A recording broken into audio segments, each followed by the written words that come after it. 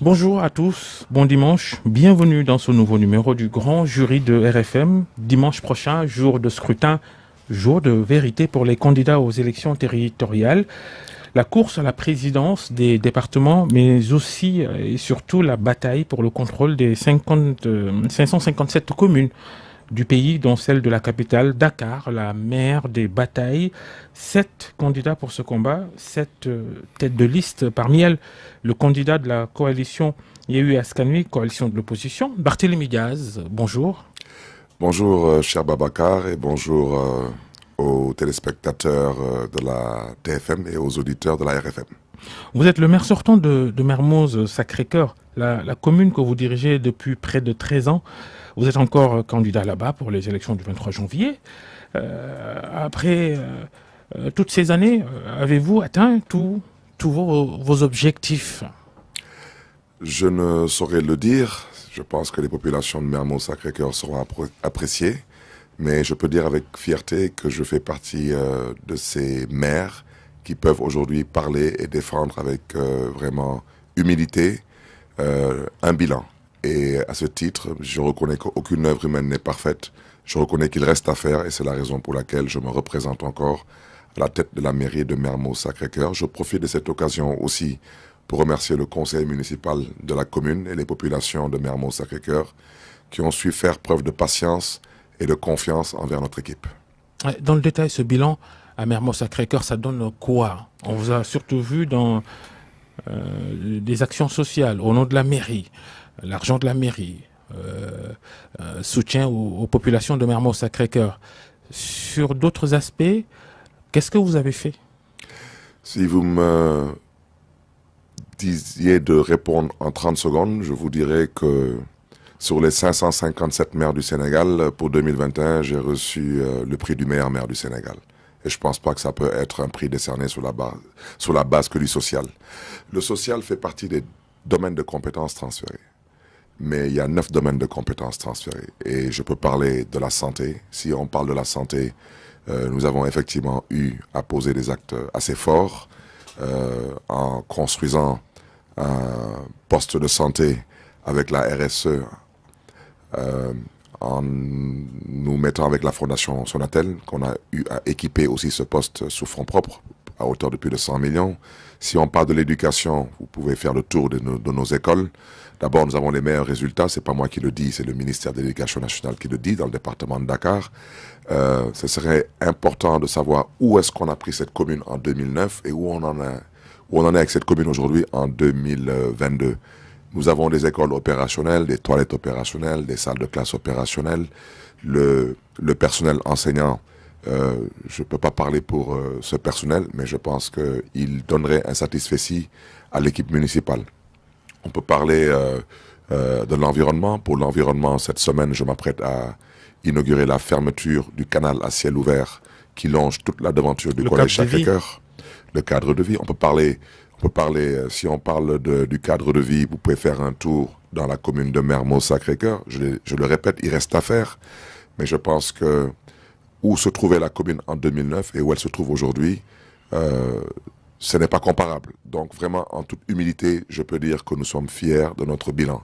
Mais le plus important, c'est pas ce que je vais en dire. Le plus important, c'est ce que les populations en pensent. Et je pense que dimanche prochain, ces populations auront l'occasion de juger le maire Barthélémy Diaz qui brigue un 3e mandat à la tête de la mairie de Mermoz-Sacré-Cœur. Il y a de la concurrence qui vous attend là-bas. Seynabou Mbacké, ancienne ministre candidate de Wallo, entre autres, il y en a plein. Mais déjà, quand vous parlez de Mme Mbacké, ancienne ministre, d'abord je la salue au passage, en lui souhaitant une bonne et heureuse année 2022. Elle est à la tête d'une association de femmes de Sacré-Cœur et dans le cadre de l'inclusion, elle peut témoigner d'un marché qu'elle a gagné avec des femmes de Sacré-Cœur pour le programme Le Tchakri à l'école.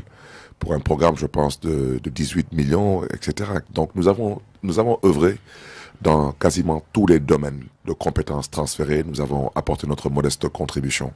Alors, quant à la compétition, elle est saine. Je profite de l'occasion d'abord pour féliciter tous mes concurrents. Nous compétissons dans un esprit de dépassement et de grandeur. Il n'y a pas de violence. Nous sommes tous des frères et sœurs. Et je souhaite à tout le monde une santé de fer et un plein succès, mais surtout en me souhaitant à moi-même la victoire, bien sûr. On est impressionné, hein, ce changement de ton, de discours. Vous avez changé, Barthélémy Diaz? Pas du tout, je n'ai jamais changé. J'ai toujours dit que je ne suis pas une personne violente, mais je ne suis pas une personne qui me laisse... On ne marche pas sur les pieds, moi.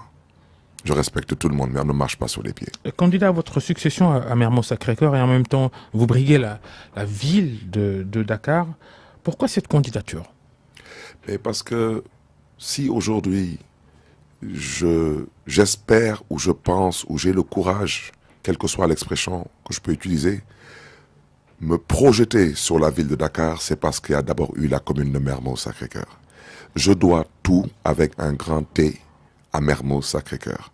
J'ai été maire de Mermoz-Sacré-Cœur pour la première fois, député à partir de Mermoz-Sacré-Cœur. Mermoz-Sacré-Cœur, comme j'ai toujours dit, c'est ma mère.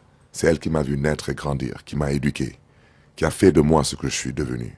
La ville de Dakar, c'est cette belle femme qui, en marchant dans les rues de Dakar, j'ai rencontré et que j'ai souhaité épouser, et qui a accepté aussi que je l'épouse. Cette ville que je chéris tant, mais me demander de choisir entre ma mère et ma femme, il n'y a pas photo. Je ne peux pas lâcher ma mère, c'est pas possible. Même si, par la grâce de Dieu, je deviens maire de Dakar, je continuerai à être présent dans la commune de Mermoz-Sacré-Cœur. Et parce que vous ne pourriez pas cumuler les deux si vous gagnez dans les deux collectivités. Je serai déjà conseiller municipal de Mermoz-Sacré-Cœur et quelle que soit la personne qui sera le maire de Mermoz-Sacré-Cœur, je ne pense pas que cette personne développera la commune de Mermoz-Sacré-Cœur sans ma modeste contribution. Et je ne chercherai pas à attendre qu'on m'invite. J'ai le devoir et la responsabilité historique de rendre à Mermoz-Sacré-Cœur ce que Mermoz-Sacré-Cœur m'a donné. Vous parlez de la ville de Dakar comme une belle femme. C'est une femme qui dirige la ville actuellement. Elle est candidate à sa succession.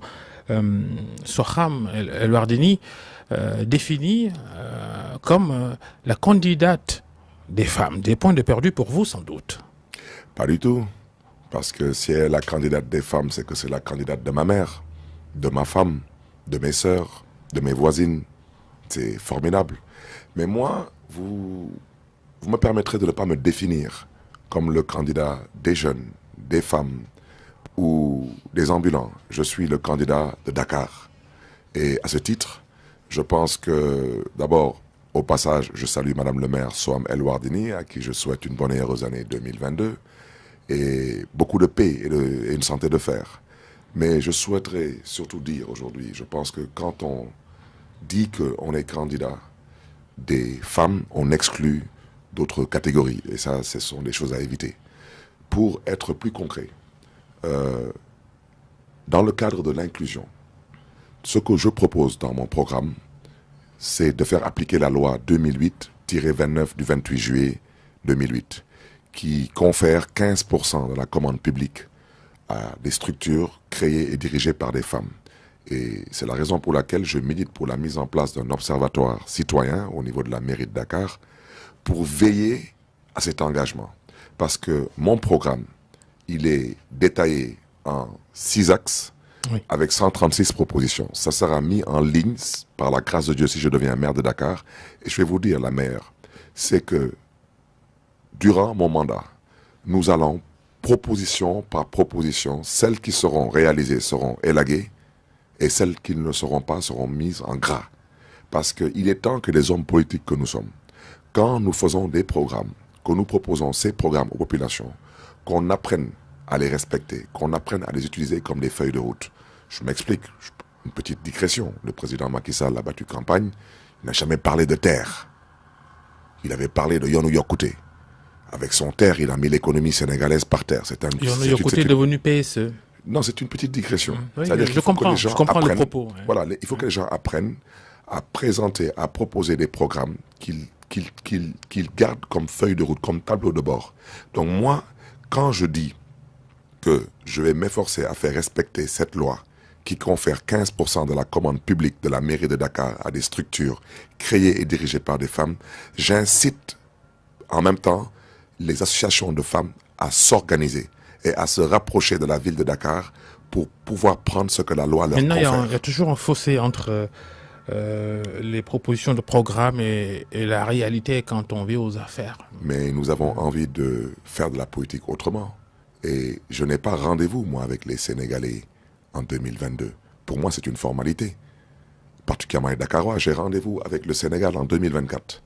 Et je n'ose pas prendre des engagements en 2022 et venir devant les Sénégalais en 2024 et ne Parce pas que les regarder dans vous les serez yeux. candidat à la présidentielle en 2024. Non, je serai avec la coalition Yewi Askanui à l'élection présidentielle. Et nous comptons avoir un ou des candidats que je compte soutenir et supporter. Et j'aimerais, au niveau de Dakar, faire la différence de par ma constance et ma crédibilité. Alors, êtes-vous sûr d'avoir toutes les adhésions des militants de Yehui Askanui composés de plusieurs partis d'opposition à Dakar? Est-ce qu'ils ne se disent pas, je donne l'exemple du côté de Pastef, avec un leader très populaire, Ousmane Sonko, est-ce que Pastef voudrait voir foncièrement Barthélémy Diaz, maire de Dakar, puissant maire de la capitale? Vous pensez avoir recueillir tous les suffrages de Pastef à Dakar, vraiment? Il ne s'agit pas d'avoir l'unanimité. Mais la majorité, elle est plus que Parce qu'on a confortable. appris que votre candidature à Yehui n'agrée pas des responsables et autres militants du PASTEF. Ça, c'est vous qui me l'apprenez, ça. De façon ou d'une autre, je sais que ça ne concerne pas mon ami Ousmane Sonko. Et vous parlez de la popularité d'Ousmane Sonko, mais je suis très fier de sa popularité. Et j'espère que ce sera une popularité grandissante. Parce que dans la vie, vous savez, ça ne sert à rien de nourrir autre chose que de l'optimisme envers les personnes. Chacun a son destin. Il faut apprendre à respecter le destin des uns et des autres. Alors, votre programme que vous évoquiez pour cette élection communale à Dakar dimanche prochain, 23 janvier, un programme dénommé Dakar Bignou Bok. Vous l'avez déjà dit, programme en 6 axes. Le premier, la construction d'une gouvernance stratégique tout en développant une ville dynamique. Cela signifie quoi, Barthélémy Diaz? D'abord, c'est un programme qui s'adosse d'abord sur 3 piliers. 3 piliers. Le premier pilier, c'est d'abord ma vision. Ensuite, c'est mon ambition et finalement ma mission. Alors, ma vision, c'est d'abord Dakar, ville résiliente, attractive, qui valorise le capital humain. Et mon ambition, c'est Dakar, une ville dynamique, une ville attractive, une ville capitale, une ville ambitieuse et une ville résiliente. Et finalement, ma mission, c'est de servir Dakar. Donc, à partir de ces 3 piliers, on a développé un programme détaillé en 6 axes. Effectivement, l'axe 1, construire une gouvernance inclusive et transparente. Je vous donne un simple exemple aujourd'hui. L'un des métiers les plus lucratifs dans ce pays, c'est d'être imprimeur. Il y a trop de papier. Mais il reste du papier qu'au Sénégal. Donc, il nous faut construire aujourd'hui une administration accessible à tous. Je donne un simple exemple. Vous êtes en période hivernale. On parlait d'une ville intelligente alors. Une ville intelligente. Un arbre tombe devant chez vous. Cet arbre est devant chez vous pendant 1 semaine. Ou bien il y a une voiture qui tombe en panne ou qui est garée devant chez vous depuis 3 mois. Vous ne savez même pas à qui vous vous adressez pour enlever cette épave. Et vous vivez en milieu urbain. Il faudrait qu'on puisse avoir des numéros verts, des plateformes digitales, l'Internet, que vous puissiez vous adresser à qui de droit pour avoir la réponse adéquate et en temps réel, de jour comme de nuit. Aujourd'hui, quand je parle par exemple de construire aujourd'hui une gouvernance inclusive et transparente, il y a des objectifs stratégiques. C'est une municipalité à l'écoute des Dakarois, comme j'ai dit tantôt, c'est-à-dire que le citoyen doit être en mesure d'avoir accès à la mairie de Dakar, en temps réel, même à partir de son lit, à partir de sa maison de week-end, à partir de son champ, à partir de son garage de mécanicien, à partir de n'importe où. Aujourd'hui, par exemple, vous voyez quelqu'un qui vient s'installer devant chez vous de façon anarchique. Vous devez être en mesure, en temps réel, de pouvoir saisir qui de droit pour qu'on puisse intervenir. Et en termes d'objectifs stratégiques, comme j'ai déjà dit, vous avez une gouvernance intelligente et performante au service des Dakarois. C'est de ça qu'il s'agit. On est là carrément dans le concept de la ville du futur qui devient le standard. Ville verte, Oui. intelligente, Oui. mais développée Une économiquement. ville- quand je parle d'une ville intelligente, vous me permettrez de rendre un vibrant hommage à M. Khalifa Sall, qui tout de même arrivé en 2009 à la tête de la ville de Dakar. J'étais avec lui. Il y avait 0 point lumineux dans les communes de Dakar. Il n'y avait que les grands axes qui étaient illuminés avec les travaux de la NOCI. Ça veut dire l'autoroute, la route de Wakam, etc. Mais Khalifa Sall a tout de même fait l'effort avec son équipe de mettre sous Dakar plus de 17 000 points lumineux qui sont en train d'être passés actuellement au LED. Et ce LED va nous inciter à installer dans Dakar, sur certains axes stratégiques, le LiFi. Je ne parle pas du Wi-Fi, je parle du LiFi, L comme lumière. Et le LiFi, je l'ai déjà dit, c'est une connexion Internet qu'on obtient de par la lumière LED. C'est la nouvelle technologie en la matière qui n'est pas très et- répandue. Attention. Donc, Non, attendez, si, partez à Marrakech. Je n'ai pas besoin de oui, citer oui, des... je dis, ça existe, c'est pas très répandu. Non, c'est la raison pour laquelle je Oui. disais, en fait, quand je parle de ville intelligente, ça sert à quoi de mettre des points lumineux en LED?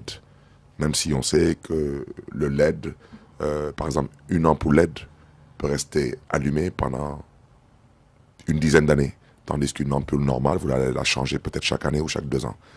Au-delà de ces coûts en termes d'économie, mais regardez ce que vous avez en termes de potentiel d'exploitation. Aujourd'hui, la plupart des véhicules de dernière génération ont tous des feux avant LED. Donc, cette connexion Internet qu'on obtient aujourd'hui, et quand je parle des axes stratégiques, je ne parle pas de la rue qui passe devant chez moi, mais je parle par exemple de l'avenue Bourguiba, je parle par exemple de la Corniche, je parle par exemple de la route de Wakam, où vous avez un flux de véhicules et en même temps un nombre de points lumineux assez important qui vous permet de pouvoir construire à partir de ces axes une dynamique d'Internet. Quand je vois aujourd'hui les étudiants sur la Corniche, se mettre sur le petit muret de la Corniche, les pauvres, en train de chercher de la lumière. Vous savez, on est tout de même à Dakar. On est un milieu urbain. Il faut qu'on apprenne à se respecter et à évoluer. Le monde, il évolue. Et il faut qu'on apprenne à évoluer avec le monde. Ouais, parce C'est de que ça qu'il Dakar s'agit. aussi connaît une urbanisation à l'emporte-pièce, avec plusieurs visages.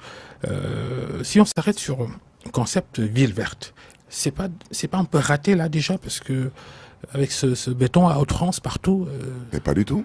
C'est la raison pour laquelle je vous ai dit que mon ambition, c'est de redevenir Dakar. Redevenir Dakar, redevenir une capitale. Ça veut dire une ville D comme dynamique, A comme attractive, K comme capitale, A comme ambitieuse et R comme résiliente. En quoi faisant une ville verte? J'ai grandi en partie aux États-Unis. J'ai rarement vu quelqu'un aux États-Unis me dire qu'il est asthmatique. Et je me suis toujours posé la question à savoir pourquoi les gens là ne sont pas asthmatiques comme chez moi. Mais il y a des arbres partout. Partez à Paris, vous avez le bois de Boulogne. Personne n'imagine en France, à Paris, prendre le bois de Boulogne et le morceler. C'est la raison pour laquelle, maire de Dakar, nous allons travailler avec l'État. Mais parce qu'il est temps de sonner la fin de la récréation. Vous me permettrez de ne pas mettre l'accent sur les fonctionnaires milliardaires, mais regardez ce qu'ils ont fait de ce foncier à Dakar, de ce littoral à Dakar. Regardez l'aéroport de Dakar. On n'a même pas l'intelligence avec cette Justement, assiette c'est foncière. sur cet aéroport, l'aéroport militaire Léopold de Senghor, un grand Mais projet de parc forestier. Vous adhérez quand même à ça? Mais ils ont fini de morceler l'aéroport. Excusez-moi de l'expression, avec la complicité de fonctionnaires véreux. Tout de même, apprenons à nous respecter. Vous pensez que c'est normal, dans un pays normal, dans une république qui se respecte, que des fonctionnaires qui ne sont connus de personne, qui ne sont élus par personne, peuvent se permettre de s'accaparer d'autant d'hectares au vu, au su de tout le monde, et que la ville de Dakar n'ait pas son mot à dire? Vous pensez que dans une ville qui se respecte, vous pensez qu'aujourd'hui à Paris, vous pouvez vous permettre à Paris de prendre des hectares sans l'aval de la mairie de Paris? Vous pensez qu'aujourd'hui, si Paris avait une façade maritime, vous pourrez prendre le littoral parisien et en faire ce que vous voulez sans la mairie de Paris? Vous le croyez? Au prétexte qu'il y a un sous-préfet ou un préfet qui soi-disant a donné son aval? Ce que je veux dire par là, ville verte, il faut reboiser. C'est la raison pour laquelle, dans notre programme, on incite d'abord le concept de ville verte à partir des écoles, des collèges, des lycées. Vous comprenez? Ça veut dire qu'il faut qu'on reboise d'abord dans les écoles, avant de commencer à reboiser dans nos quartiers. Parce qu'aujourd'hui, Vous allez dans devoir une casser ville, du béton, les trottoirs, non, les chaussées, je ne sais pas. on redevient Dakar. Je vous donne un exemple. Je bats campagne. J'ai un camion qui me devance, avec beaucoup de logistique. Ce camion ne peut pas rentrer dans les SICAP. Parce que dans toutes les SICAP, il y a des arbres. Il ne peut pas rentrer dans Carac, dans Dieuppeul, dans Liberté. Mais dès qu'on arrive aux parcelles Zasseni, à Grand Yoff, le camion se promène comme il veut. Parce que ces quartiers ont été aménagés avant les indépendances par des colons qui respectaient les normes d'urbanisme.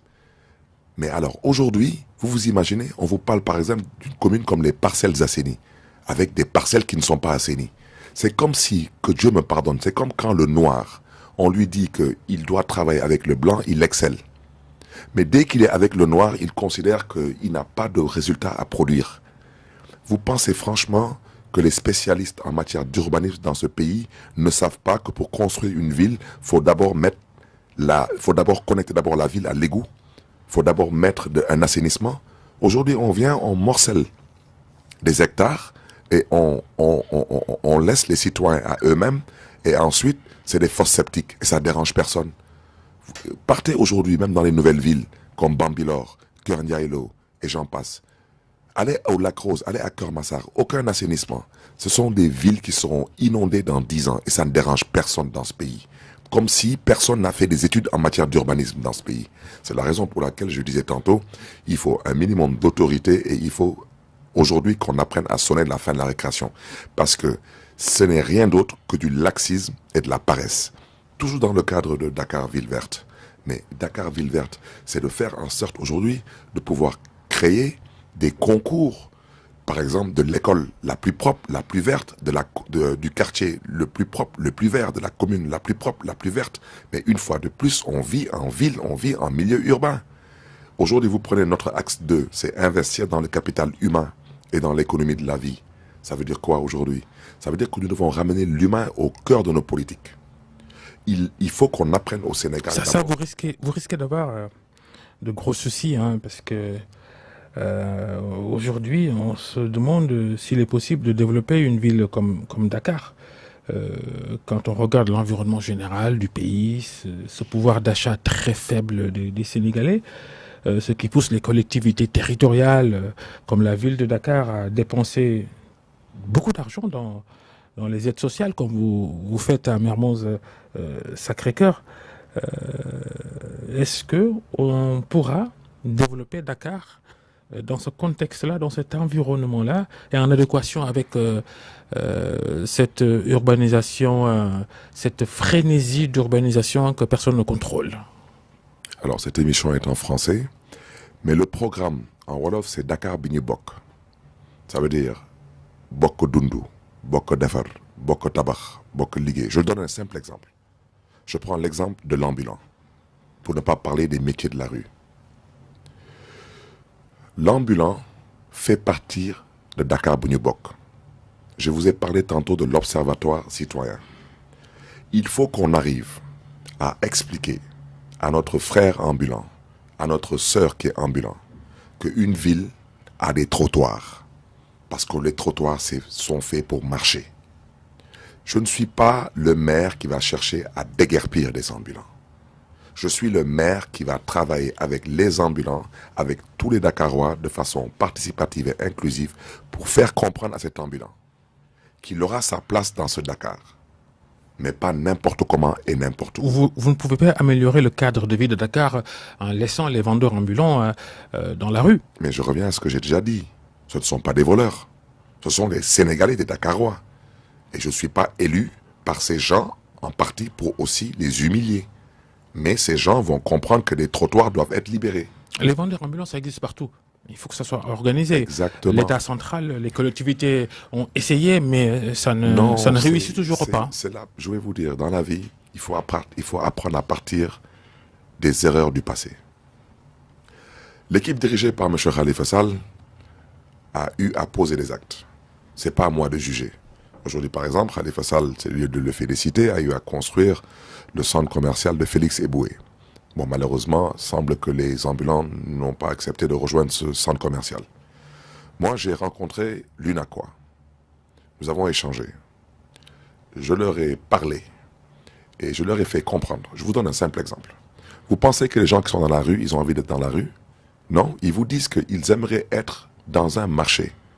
Mais ils n'ont pas de quoi acheter une cantine de 2 mètres carrés à 11 millions ou à 12 millions. Je vous donne un simple exemple. La mairie de Dakar emprunte de l'argent pour faire des routes. Par exemple, à la BOAD ou à la BAD, elle emprunte de l'argent pour faire des routes. Vous pensez que les routes, il y a un retour sur investissement? Il n'y en a pas. On ne loue pas des routes. On ne paie pas pour rouler à Dakar.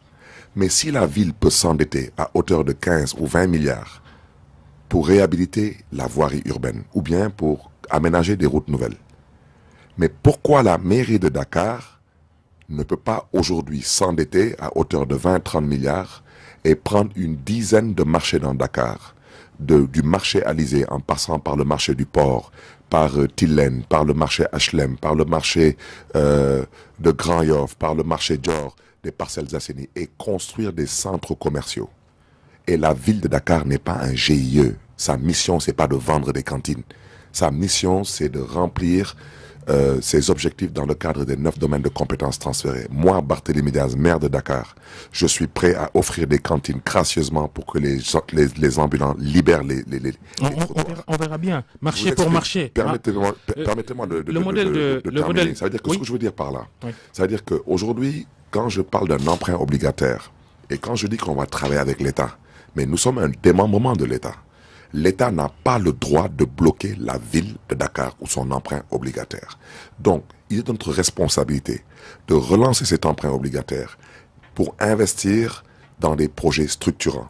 Aujourd'hui, ceux qui doivent libérer les trottoirs sont bien identifiés. Nous allons échanger avec ces personnes, les mettre dans des conditions adéquates selon leur désir et leur vouloir. Nous allons reparler tout à l'heure. Qui s'offrent à nous, bien sûr. Nous allons reparler de cet emprunt obligataire que vous voulez relancer avec un vieux projet de Khalifa Sall qu'on évoquera tout à l'heure. Mais pour rester sur les marchés, aujourd'hui en Afrique, les villes, oui, construisent des routes, réhabilitent des rues, construisent des marchés centraux.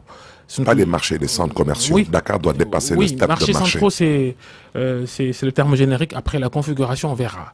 Mais aujourd'hui, quand on parle de Dakar, on ne peut pas parler de Sandaga.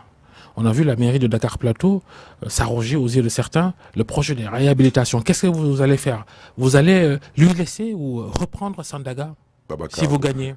Babacar, le maire du Plateau est un grand frère. Faites-moi confiance, on n'aura pas de problème.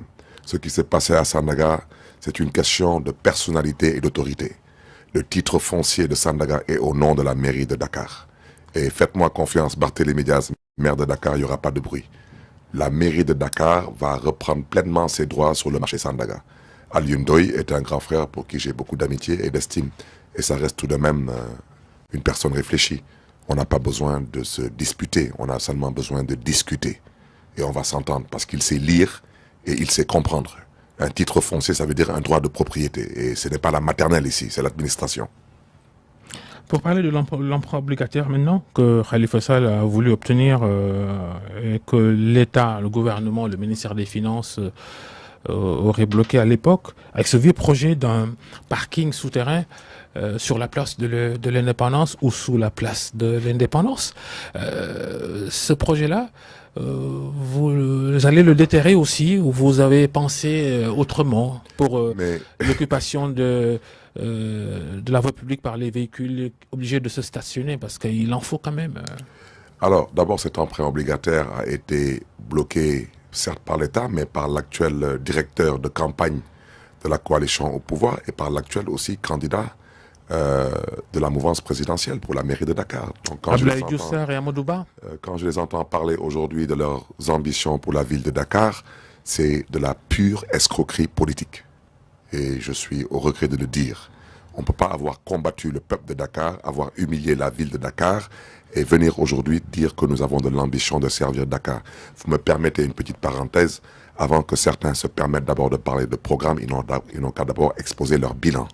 Parce que vous ne pouvez pas faire 7 ans à la tête d'une municipalité, avoir géré 14 milliards et n'être même pas capable de montrer un rond-point que vous avez aménagé. Mais bon, c'est une petite parenthèse. Pour dire aujourd'hui que cet emprunt obligataire, je ne dis pas que je le lancerai pour reprendre les mêmes projets que Khalifa Sall.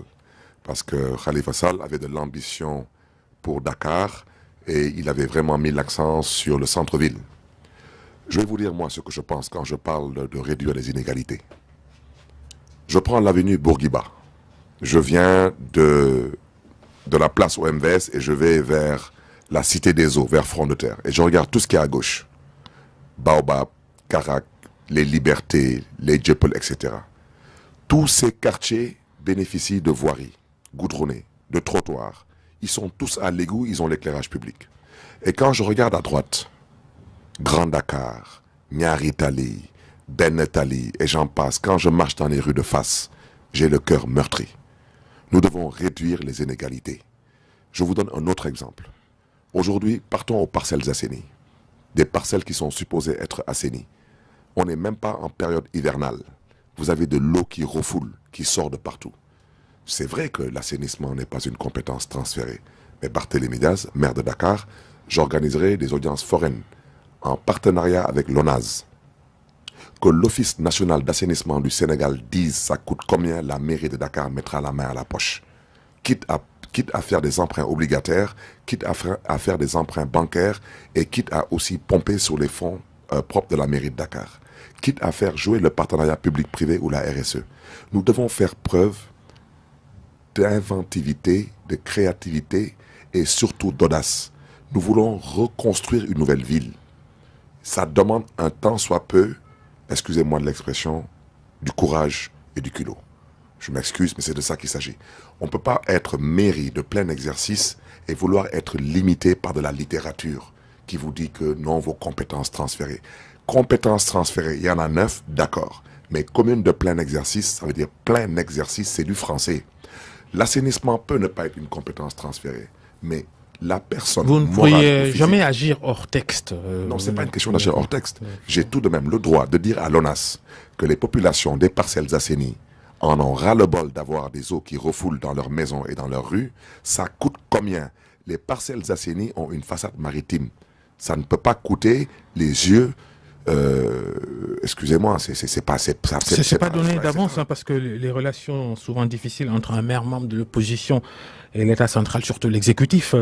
Est-ce que vous vous préparez à cela en cas de victoire? Je pose la question parce que on vous a déjà entendu sur TFM dans l'émission Faram Fatché de Papa Ndiaye dire que vous ne souhaiteriez même pas rencontrer l'actuel président de la République dans le cadre de vos fonctions de maire de Dakar si vous êtes élu.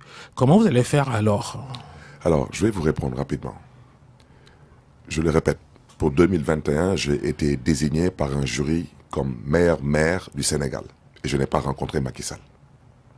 Maintenant, ceux qui rencontrent Macky Sall, y compris en Conseil des ministres, c'est quoi leur bilan? Zéro bilan. Vous ne pouvez pas dire ça. Écoutez-moi, s'il vous plaît. Vous ne pouvez pas dire ça pour tout le monde. Aujourd'hui, vous êtes journaliste, vous êtes observateur, vous êtes Dakarois. Je vous demande de me donner un seul exemple du bilan du candidat de la mouvance présidentielle Ayof. Et il est membre du gouvernement. Il voit le président de la République. C'est l'un de vos challengers à cette élection de dimanche. Je vous pose une simple question. Et j'interpelle par ricochet les Yofois. Qu'est-ce que ça veut dire être de la mouvance présidentielle? Rien du tout. Vous devez avoir une vision et de l'ambition. Vous parlez beaucoup d'Abdoulaye Youssar, vous en faites votre candidat principal. Je ne parle pas. Il y en a 7. Excusez-moi s'il vous plaît. Vous êtes face à 6 autres prétendants. Excusez-moi une fois de plus, je ne parle pas de lui. Je parle de la mouvance présidentielle. Cette mouvance à la tête de laquelle se trouve le président Macky Sall, qui a combattu Dakar, qui a humilié le peuple de Dakar en quoi faisant? Dakar capitale ne bénéficie même pas d'un stade où on peut organiser des compétitions internationales. Football, athlétisme et j'en passe. Dakar ne bénéficie... La réflexion de Léopold Senghor est envisagée. Pour l'instant, on parle d'aujourd'hui. Nous sommes aujourd'hui. Dites-moi aujourd'hui si Dakar bénéficie d'un stade ou d'un aéroport en tant que capitale. On a même retiré à la ville de Dakar la gestion des ordures. On a pensé à un moment donné même nommer le maire de Dakar par décret présidentiel parce qu'étant incapable de gagner la ville. À un moment donné, on a même pensé faire disparaître la ville de Dakar. Ceux qui ont fait la promotion de cette idée-là, c'était pour que ça soit bénéfique pour les habitants de Dakar. Ces relations souvent heurtées entre un maire issu de l'opposition qui dirige la ville, la grosse mairie de la capitale, et le président de la République. Non, excusez-moi, quand on n'a pas de culture étatique, effectivement, on verse dans des excès de cette nature. Vous pensez aujourd'hui que le président Macron, dans le plus profond de ses rêves, il pense combattre le maire de Paris ou mettre le maire de Paris en prison? Ça, c'est dans une autre culture. Non, je suis désolé. Ouais. Pourquoi vous pensez que ces gens sont plus civilisés que nous? Ah, j'ai pas dit ça. Ah, ben, je dis c'est une autre culture. Mais il y a un travail de fond à faire qui doit amener tout le monde à être sur les... Mon cher, voilà. Ce pays a une histoire politique, démocratique, qui est vieille de plus d'un siècle. Ce n'est pas quelqu'un qui est né hier qui va venir remettre en cause le Sénégal et ses valeurs et ses principes et ses convictions. Combien de vies ont été sacrifiées? Combien de sang versé pour que le Sénégal soit un exemple sur le continent et dans le monde? Un exemple en matière de démocratie. Le Sénégal n'est pas non plus le plus mauvais élève en la matière. Hein. Ah, mais je suis désolé, actuellement, le Sénégal, il marche en arrière. Hein. Ah, vous le savez, vous aussi. Le mois de mars dernier, c'était la goutte d'eau qui a fait déborder le vase. Et c'est la raison pour laquelle j'ai beaucoup d'estime pour mon ami Ousmane Sonko. Parce qu'il faut apprendre à faire face à ce régime, il faut apprendre à résister. Mais vous savez, il y a résister et il y a se rébeller. Quand les gens en ont peut-être marre de résister, ils vont se rébeller. Si vous êtes élu maire de Dakar, ça risque d'être chaud entre vous et Macky Sall. Macky Sall, le président Macky Sall, excusez-moi, le président Macky Sall. En défaveur des populations de Dakar. Non, le président Macky Sall, écoutez, ce n'est pas un ennemi, c'est un adversaire. Et je vous le dis, nous comptons travailler avec l'État. Si Barthélémy Diaz, maire de Dakar, et le conseil municipal, nous avons besoin de rencontrer le président Macky Sall pour lui exposer un projet qui rentre dans l'intérêt des populations dakaroises, en particulier en général des Sénégalais, nous allons le faire. Mais moi, je n'irai pas voir le président Macky Sall pour lui demander comment s'est passée sa journée. Tout de même, je ne le ferai pas. Dans votre programme Dakar Benubok, programme en 6 axes, comme dit en début d'émission, vous évoquez dans le premier point la gouvernance. Ça nous amène à parler de transparence. Hein. L'exemple de la caisse d'avance de la ville de Dakar qui a valu à Khalifa Sall un emprisonnement et une condamnation par la justice qui a donné un sacré coup à la vie de la ville de Dakar. Cette caisse d'avance, vous allez également le déterrer, Barthélémy Diaz? Alors cette caisse d'avance a été réactualisée avec l'actuel maire. C'est bien la preuve qu'elle n'a jamais dérangé personne. Et si vous regardez ce qu'a dit le rapport de l'inspection générale d'État, qui était insatisfait, vous verrez bien que le rapport d'inspection générale d'État n'a jamais dénoncé l'existence de la caisse d'avance de la ville de Dakar, mais a plutôt expliqué que lors de la création de cette caisse d'avance, les textes actuels qui régissent le code des marchés n'existaient pas. Il fallait donc seulement faire en sorte de pouvoir faire en sorte que cette caisse d'avance puisse être conforme à l'esprit des textes actuels qui régissent le code des marchés. Et malheureusement, certains esprits tordus ont sauté là-dessus pour régler des comptes et solder des comptes. Alors, on a retiré cette caisse d'avance à Khalifa Sall et on l'a ramenée à la ville de Dakar avec l'actuel maire. Et c'est pas moi qui le dis, je pense que l'actuelle maire elle-même a eu à dire qu'elle a pu récupérer ces caisses d'avance. Ces caisses d'avance servent à quoi? À aider les Dakaroises et les Dakarois. Et Macky Sall fait partie de ces Dakaroises et de ces Dakarois. Sa femme est dakaroise, il est dakarois. Donc il doit comprendre que peut-être il peut ne pas en avoir besoin. Mais il y a énormément de Dakaroises et de Dakarois qui ont besoin de ces fonds pour se soigner ou bien pour retrouver leur dignité d'humain. Et moi, Barthélémy Diaz, je n'ai pas besoin d'une caisse d'avance pour vivre. Mais tout de même, les administrés de Dakar en ont besoin. Et ça, si je dois le faire comprendre au président Macky Sall, par exemple, je suis prêt à me déplacer pour le lui faire comprendre. Parce qu'il y va de ma responsabilité et il n'a pas le droit de bloquer cette caisse d'avance. Cette vocation, ça fait partie des 9 compétences transférées, cette vocation des collectivités territoriales, avoir des missions sociales, sera difficile d'avoir des plans de développement pour les collectivités territoriales. Hein. Mais mon cher Babacar, il faut que les gens comprennent qu'en 1996, lors de l'acte 2 de la décentralisation, quand on a créé les communes d'arrondissement d'alors, c'était de faire en sorte que les pouvoirs publics puissent se rapprocher le plus proche possible, excusez-moi de la répétition, des populations. Donc, les 9 domaines de compétences transférés, si vous regardez la nomenclature budgétaire de n'importe quelle commune, vous allez voir que le social est la compétence transférée la plus importante des 9 domaines de compétences transférées. Mais ça, C'est le législateur qui l'a voulu ainsi. Il faut réformer pour vous. Il faut écoutez, donner davantage de compétences aux territoires, aux collectivités territoriales pour qu'on parle davantage de développement. Alors, pour parler de développement, je vais prendre comme exemple le modèle marocain. Au Maroc, 33% de la TVA est reversée aux collectivités territoriales. Au Sénégal, nous ne sommes même pas à 8%.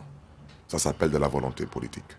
Si aujourd'hui... Les fonds de dotation, bien sûr, entre les fonds autres. de dotation, les fonds de concours, et j'en passe. Ceci aussi étant dit, je dois reconnaître que des efforts ont été faits parce que la vie, elle évolue. Mais il faut savoir aussi que il reste encore énormément à faire. Il s'agit de volonté et de miséricorde. C'est ce que j'appelle yéné akiremande. Volonté et miséricorde. Mais aujourd'hui, je le répète, prenons un exemple comme le terre, ça ne faisait pas partie du programme du président Macky Sall.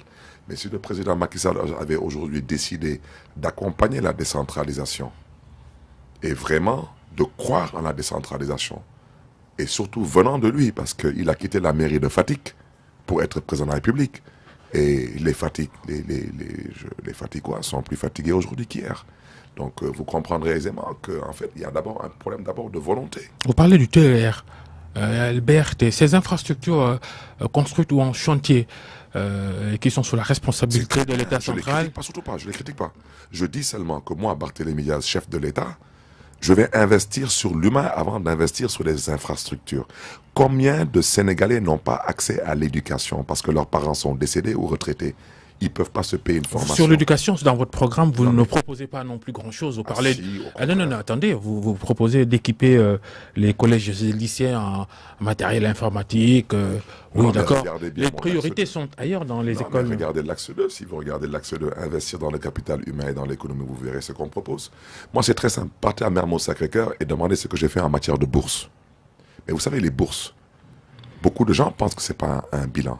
Mais moi, je ne peux pas accepter en tant que maire de voir un administré de ma commune me dire qu'il ne peut pas partir à IAM ou à Subdeco parce que ses parents sont retraités ou décédés. Je ne le supporte pas.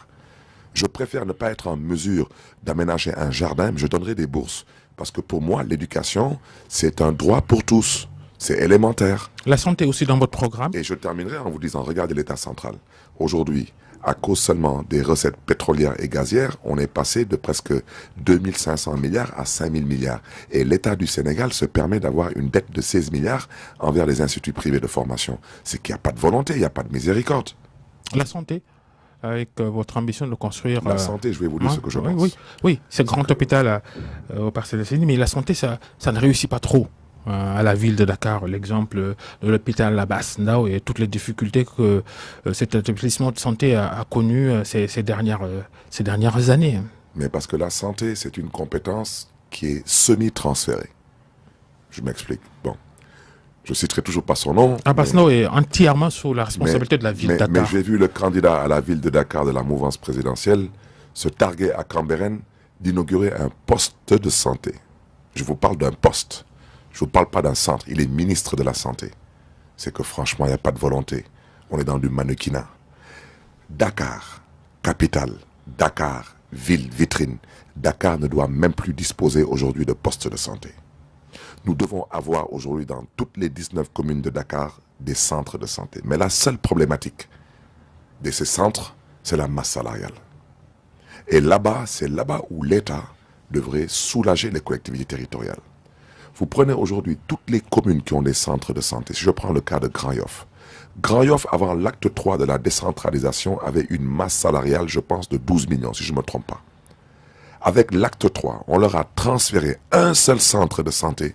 Ils sont passés à 54 millions de masse salariale mensuelle. Vous savez, ça plombe énormément les investissements. C'est là où l'État devrait venir et soulager les collectivités territoriales. Parce que transférer les compétences et oublier de transférer les moyens, c'est à la limite chercher à vous enterrer la bouche ouverte. Vous comprenez? Donc c'est la raison pour laquelle je dis qu'il reste encore à parfaire. Et c'est là où j'insiste pour dire que nous sommes disposés et disponibles à travailler avec l'État central, à discuter avec l'État central, à échanger avec l'État central. Pas pour leur plaire ou pour nous donner une fois de plus bonne conscience, mais pour soulager les populations. Babacar, les Sénégalais sont fatigués. Les Dakarois sont exténués. Il est temps que les politiques fassent preuve de responsabilité, de tenue et de retenue, et qu'ils comprennent qu'il y a 1 heure pour travailler et 1 heure pour compétir. Barthélémy Diaz, l'invité du grand jury, on a presque terminé cette émission. Comment vont se passer ces élections à la maison, hein? Question provocation. Votre père, Jean-Paul Diaz, qui retourne auprès du président de la République dimanche, quelle ambiance alors? Quelle drôle d'ambiance chez vous, hein? Alors je vais vous surprendre, vous savez, la plupart des gens de la mouvance présidentielle voteront pour la ville de Dakar, Barthélémy Diaz. Parce que les vrais Dakarois et les vraies Dakaroises ont de l'ambition pour Dakar. Et Jean-Paul Diaz, il va voter pour vous? Mais il votera Dakar. Dakar vote Barth.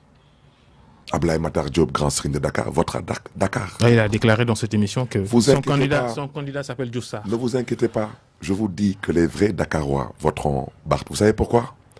Vous votez Barth, vous allez voter pour ce que disent les Dakarois pour un Danan qui a de la miséricorde et de l'ambition pour la ville qu'il a vu naître et grandir.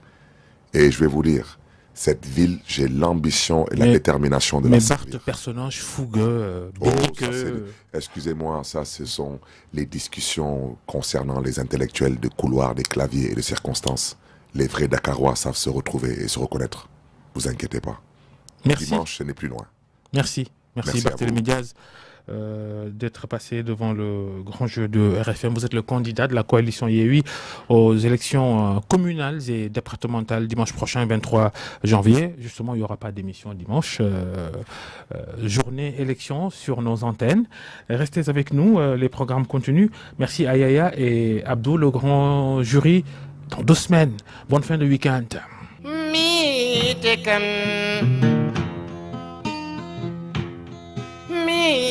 Tekan hamrayitin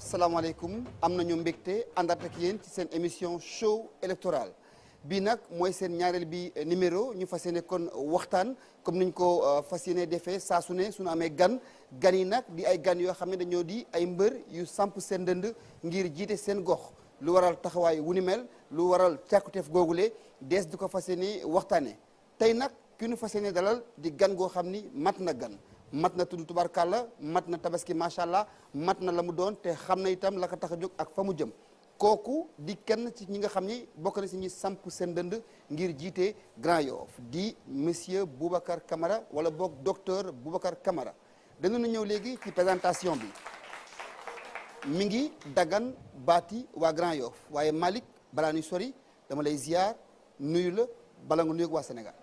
jërëjëf Malal ñu am mbégte lool. di dalal ku nga xam ne liggéeyal na Sénégal ba ñu ràññee ko ndax fonction yi nga xam ne occupé na ko ci réewu Sénégal mënuñu ko toog di ko lim ndax biographie boo ko doon lim amaana émission bi dina xaaj ba jàng jotee jàng na ba liggéey jotee liggéeyal na réewam buñ ne rek nekkoon na directeur général bu douane loolu doy na